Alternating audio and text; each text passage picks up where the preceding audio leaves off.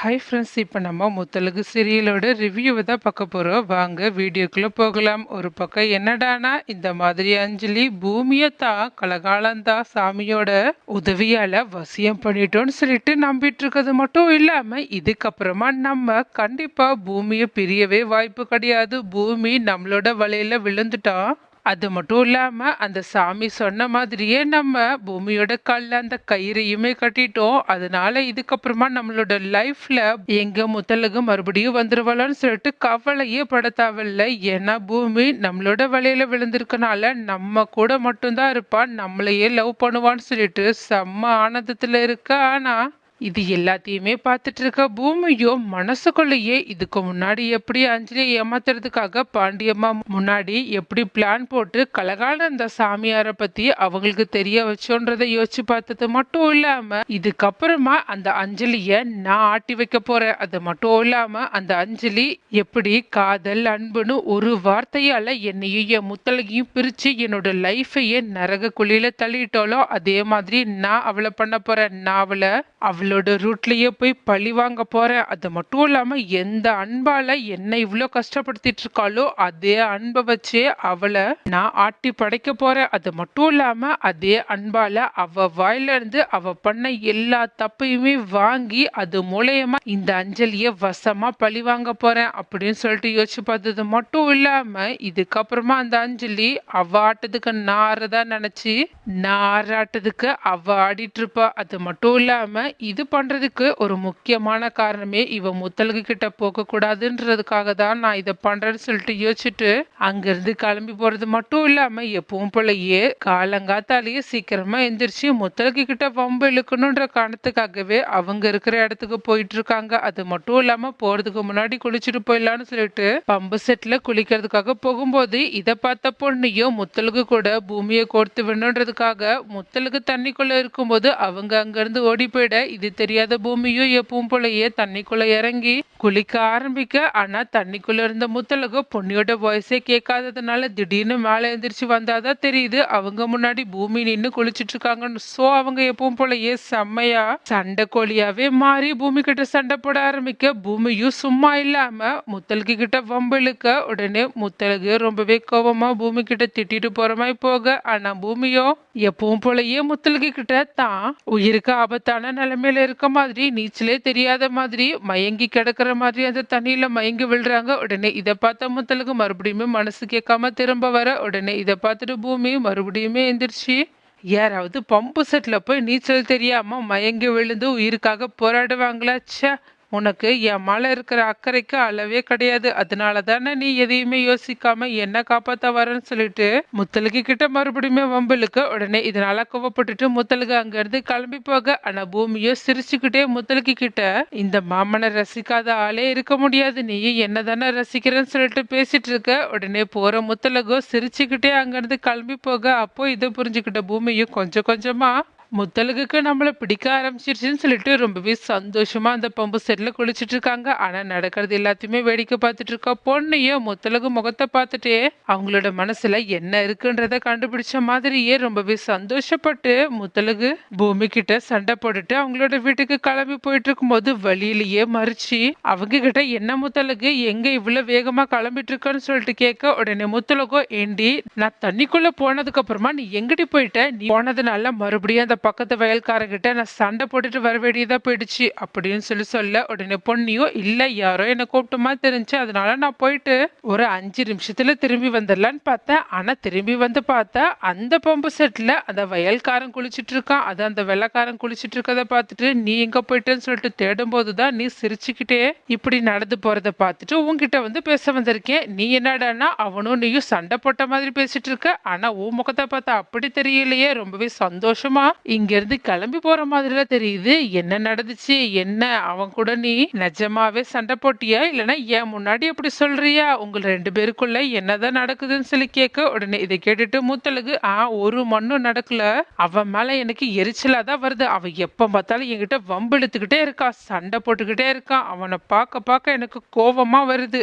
அப்படின்னு சொல்ல, உடனே இதை கேட்ட பொண்ணையும் நீ சொல்றதை என்னால இப்ப நம்பவே முடியல, ஏன்னா உன் வாய் ஒண்ணு சொல்லுது உன் முகம் ஒண்ணு சொல்லுது, நீ அவனை பத்தி பேசும்போதெல்லாம் ஏதோ உமகம் பிரகாசமான மாதிரி தெரியுது. ஒருவேளை நீ அவனை ரசிக்க ஆரம்பிச்சா நினைக்கிற. என்ன நீ அவனை லவ் பண்றியா என்ன?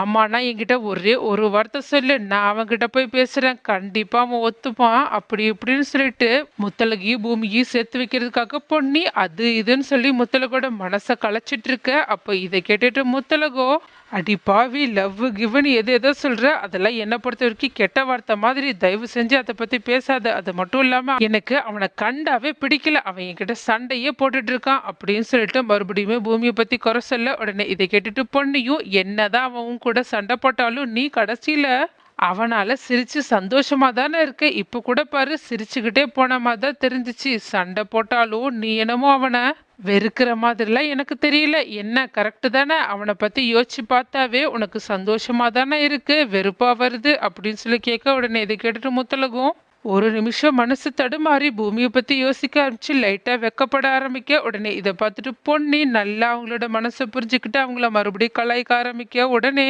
பொன்னி இந்த மாதிரி அவங்கள கலாய்க்கிறத பார்த்துட்டு கடுப்பான முத்தலுக்கும் அவங்கள செம்மையா திட்டிட்டு நான் வீட்டுக்கு போறேன் அப்படின்னு சொல்லிட்டு போக. உடனே பொன்னிய பின்னாடி இருந்து முத்தலுக்கு கிட்ட ரொம்பவே சத்தமா, ஏண்டி வீட்டுக்கு போயிட்டு கூட நல்லா யோசிச்சு பாரு, உனக்கு நிஜமாவே அந்த வெள்ளைக்காரனை பிடிச்சிருந்தா இப்பவே என்கிட்ட சொல்லிடு, அப்புறம் நான் உன் ரூட்ல வரமாட்டேன். அப்படி இல்லாம இப்படியே யோசிச்சுக்கிட்டே இருந்தேன்னு வச்சுக்கவேன், நான் அவனை கரெக்ட் பண்ணிட்டு போயிடுவேன் அப்படின்னு சொல்லிட்டு சொல்ல. உடனே இதை கேட்டுட்டு கொஞ்சம் கடுப்பான முத்தலகும், ஆமா அவ கரெக்ட் பண்ணிட்டு போயிடுவாளாமே, போனா போட்டோம் எனக்கு என்ன அப்படின்னு சொல்லிட்டு மனசுக்குள்ளேயே பொன்னியையும் பூமியையும் செம்மைய திட்டிட்டு அவங்க பாட்டுக்கு வீட்டுக்கு போக. அப்ப இதை பார்த்துட்டு திலகமும் இந்த மாதிரி முத்தலகு மறுபடியுமே ரொம்பவே கோபமா வீட்டுக்கு வர்றதை பார்த்துட்டு அவங்க கிட்ட என்ன விஷயம் சொல்லி கேட்க. உடனே முத்தலகு, எல்லாம் அந்த பக்கத்து வயல்கார அந்த வாதியாரால தான், அவன் தான் மறுபடியும் என்ன செம்மைய வெறுப்பேத்திட்டு இருக்கான் அப்படின்னு சொல்ல. உடனே இதை கேட்டுட்டு திலகமும், ஏண்டி அவன் அப்படி யாரு, உன்னையே இவ்வளவு வெறுப்பேத்திட்டு இருக்கான்னா அவனை நான் பார்த்தே ஆகணுமே அப்படின்னு சொல்ல. உடனே முத்தலகு, நான் உங்களை அவனை பார்க்க அப்புறமா கூட்டிட்டு போறேன், இப்போதைக்கு அவனை பத்தி யோசிக்காம இருக்கதா எனக்கு நல்லது அப்படின்னு சொல்லிட்டு அங்கிருந்து கிளம்ப. ஆனா திலகமும் முத்தலகத்தை தடுத்து நிறுத்திட்டு, அம்மா உங்ககிட்ட போட்டோ எல்லாம் கொடுத்தனே, அதுல எவனையாவது ஒருத்தனையாவது எனக்கு பிடிச்சிருக்கா, அவங்கிட்ட பேசி முடிச்சிருவோமா அப்படின்னு சொல்லி கேட்க. உடனே முத்தலகோ, ஏன் சித்தி இருக்கிற கடுப்புல நீங்க வேற எனக்கு கல்யாணம் அது இதுன்னு பேசிட்டு இருக்கீங்க, எனக்கு அதுல எல்லாம் சுத்தமா விருப்பமே கிடையாது அப்படின்னு சொல்லிட்டு உள்ள போயிட்டு எப்பவும் போலயே வயலுக்கு போறதுக்காக ரெடி ஆயிட்டு இருக்கும் போது பொன்னி சொன்னது எல்லாத்தையுமே யோசிச்சு பார்த்துட்டு பூமியை பத்தி லைட்டா யோசிக்க ஆரம்பிக்கிறாங்க. அது மட்டும் இல்லாம அவங்க பூமியை பத்தி யோசிக்கும் போது அவங்களே அறியாம கொஞ்சமா ஸ்மைல் பண்ண ஆரம்பிக்க. அப்ப இத புரியாத முத்தலகோ, எதுக்காக அவனை பத்தி யோசிக்கும் போது நான் சந்தோஷமா இருக்கேன்னு புரியலையே அப்படின்னு சொல்லிட்டு ஃபர்ஸ்ட் கொஞ்சம் குழப்பம் முடிஞ்சு, இதுக்கப்புறமா நம்ம அவனுக்காக சிரிக்கவே கூடாதுன்னு சொல்லிட்டு யோசிச்சாலும் இன்னொரு பக்கமும் அவங்களால பூமியை பத்தி யோசிக்காம இருக்கவே முடியல. அது மட்டும் இல்லாம அவங்க பண்ணது எல்லாத்தையுமே நினைச்சு பார்த்துட்டு அவங்களுக்காக கொஞ்சம் சந்தோஷமும் பட ஆரம்பிக்கிறாங்க. அதுக்கப்புறமா கொஞ்ச நேரம் கழிச்சு அவங்களாவே சமாதானப்படுத்திட்டு அங்க இருந்து மறுபடியுமே வேலைக்காக கிளம்பி போக. அப்போ திலகம் ஏற்கனவே முத்தலகு கிட்ட சொன்ன மாதிரி இந்த மாதிரி பூமியை யார் வெறுப்பேத்துறாங்கன்றத பாக்குறதுக்காக முத்தலகு கூட சேர்ந்து அவங்களோட வயலுக்கு வந்துட்டு இருக்க. அப்போ கரெக்டா இந்த மாதிரி முத்தலகு வயலுக்கு வேலைக்காக வரும்போது அவங்க கூடயே திலகமும் வரத பார்த்துட்ட பொன்னி உடனடியா பூமி கிட்ட இத பத்தி சொல்லி அவங்களை எச்சரிக்கைப்படுத்தணும்னு சொல்லிட்டு அவசரமா ஓடி போய் தன்னோட வயல்ல முத்தலுக்கு வர்றதுக்காக வெயிட் பண்ணிட்டு இருக்க பூமி கிட்ட இந்த மாதிரி திலகமும் அவங்க கூட வராங்கன்னு சொல்ல. உடனே இதை கேட்டுட்டு பூமி செம்ம பதட்டத்தோட எங்க போகிறதுனே தெரியாம எங்கேயோ போய் ஒளிஞ்சுக்க. அப்ப கரெக்டா அங்க முத்தலுக்கு கூட வந்த திலகமும் பக்கத்து வயல்ல யாருமே இல்லாததை பார்த்துட்டு ரொம்பவே குழப்பமா முத்தலுக்கு கிட்ட, எங்கடி நீ சொன்ன வாதியார காணும் அப்படின்னு சொல்லி கேட்க. உடனே முத்தலுக்குமே எங்க போயிட்டான்னு தெரியலையே, எனக்கு முன்னாடியே இங்க வந்து ஆட்டம் போட்டுட்டு இருப்பான், இன்னைக்கு என்ன நாம வந்ததே லேட்டு, அவனும் இவ்வளவு நேரம் வராம இருக்கானா, ஒண்ணுமே புரியலையே சித்தி அப்படின்னு சொல்ல. உடனே திலகம், சரி நீ போய் வயல்ல வேலையை பாரு, நான் கொஞ்ச நேரம் அவனுக்காக வெயிட் பண்ணி பாக்குறேன் அப்படின்னு சொல்ல. உடனே முத்தலகம் வயல்ல போய் அவங்களோட வேலையை ஆரம்பிக்க திலகமும் பூமிக்காக வெயிட் பண்ண ஆரம்பிக்கிறாங்க. அது மட்டும் இல்லாம அப்போ திலகம் இந்த மாதிரி தனக்காக தான் வெயிட் பண்ணிட்டு இருக்காங்கன்றத பார்த்த பூமியும் தான் ஒளிஞ்சிருக்க இடத்துல இருந்து வெளியவே வராம வெயிட் பண்ணிட்டு இருக்க. அப்ப கரெக்டா அங்க வந்த பொன்னியும் இந்த மாதிரி பூமி ஒளிஞ்சிட்டு இருக்காங்கன்றத பார்த்துட்டு உடனடியா திலகத்தை அங்க இருந்து அனுப்புனாதான் பூமியால வெளியே வர முடியும்னு சொல்லிட்டு திலகத்தை அங்க இருந்து வீட்டுக்கு போக வைக்கணுன்றதுக்காக அவங்க கிட்ட வந்து பேச ஆரம்பிக்கிறது மட்டும் இல்லாம அவங்க இந்த மாதிரி திலகத்துக்கிட்ட வீட்டுல எவ்வளவு வேலை இருக்கு, வீடை வேற நீங்க தனியா விட்டு வந்திருக்கீங்க, யாரோ இந்த ஊர்ல புதுசா திருட்டு பைய வேற வந்திருக்கான்னு சொல்லி சொல்றாங்க, நீங்க வேற அப்படி தனியா விட்டுட்டு வந்துருக்கீங்கன்னா வீட்டுல இருக்க பொருள் எதையாவது அவன் தூக்கிட்டு ஓடிட்டானா என்ன பண்ணுவீங்க, நீங்க முதல்ல இங்க இருந்து போங்க, நான் முத்தலுக்கு கூடயே இருந்து அவளை பாத்துக்கிறேன், அது மட்டும் இல்லாம அந்த வாதியாரால முத்தலுக்கு ஏதாவது பிரச்சனை வந்துச்சுன்னா அந்த வாதியார நான் உண்டு இல்லைன்னு பண்ணிடுறேன் அப்படின்னு சொல்ல உடனே இதை கேட்டுட்டு திலகமும் சரி பொன்னி நம்மளோட பொண்ணை நல்லா பாத்துப்பான்னு சொல்லிட்டு ரொம்பவே நம்புறனால உடனடியா அவங்க சொன்ன பேச்சு கேட்டுட்டு தன்னோட வீட்டை கவனிக்கிறதுக்காக அங்க இருந்து கிளம்பி போக, அப்ப இதை பார்த்த பூமியும் திலகம் அங்க இருந்து போகிறத கன்ஃபார்ம் பண்ணிட்டு கொஞ்ச நேரம் கழிச்சு பொண்ணுகிட்ட வந்து தேங்க்ஸ் சொல்றதுக்காக அவங்க கிட்ட வந்து பேச வராங்க. ஆனா இந்த மாதிரி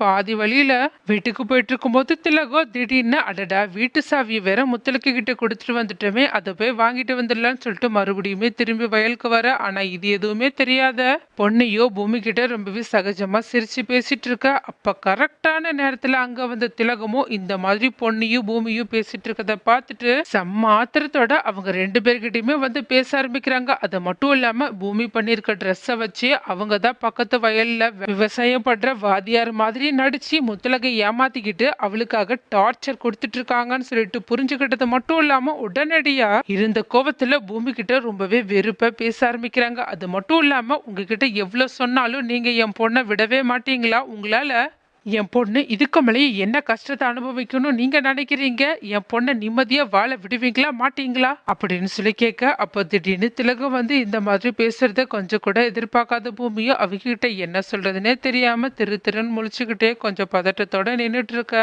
அப்போ பக்கத்துல நின்று இருக்க பொண்ணையோ பூமியோட நிலைமையோ புரிஞ்சுக்கிட்டு அவங்களுக்கு சப்போர்ட் பண்றதுக்காக திலகத்துக்கிட்ட பேச போக, ஆனா திலகமோ இருந்த கோவத்துல பொன்னிய பல்லார்னு அவங்களோட கண்ணத்துல அரைஞ்சது மட்டும் இல்லாம அவங்க கிட்ட ரொம்பவே கோபமா உன்னை நம்பி தானே என் முத்தலக தனியா இங்க விட்டேன், ஆனா நீயே எனக்கு நம்பிக்கை துரோகம் பண்ணிட்டல்ல, இந்த பூமியாலையும் இவளோட குடும்பத்தாலையும் என் பொண்ணு எவ்வளவு கஷ்டப்பட்டான்னு உனக்கே தெரியும்ல, அப்படி இருந்தும் உனக்கு எப்படி அவளுக்கு இவ்வளவு பெரிய துரோகத்தை பண்ண மனசு வந்துச்சு அப்படின்னு சொல்லி கேட்க, அப்போ இந்த மாதிரி திலகம் தன்னை அடிப்பாங்கன்னு சொல்லிட்டு கொஞ்சம் கூட எதிர்பார்க்காத பண்ணி ரொம்பவே சோகமா அவங்க கிட்ட நான் இது எல்லாமே முத்தல கூட நல்லதுக்காக தான் செஞ்சேன், பூமி கூட மட்டும்தான் அவளால சந்தோஷமா வாழ முடியும், ஏன்னா அவ பூமியை எவ்வளவு காதலிச்சான்னு எனக்கு மட்டும் தான் தெரியும், அது மட்டும் இல்லாம தோ இங்க நிக்கிறாங்களே பூமி அவங்களும் கூட முத்தலகை எவ்வளவு காதலிக்கிறாங்கன்றது உங்களுக்கும் நல்லாவே புரியும் நினைக்கிறேன், ஏன்னா அவங்க என்னதான் முத்தலகு அவங்கள பத்தின ஞாபகத்தை சுத்தமா இழந்தாலும் முத்தலகு மேல இருக்க காதலாலதான் அவங்க மறுபடியுமே அவ கூடயே சேர்ந்து வாழணும்னு ஆசைப்பட்டு இவ்வளோ ரிஸ்க் எடுத்து இவ்வளோ விஷயத்த பண்ணிட்டு இருக்காங்க,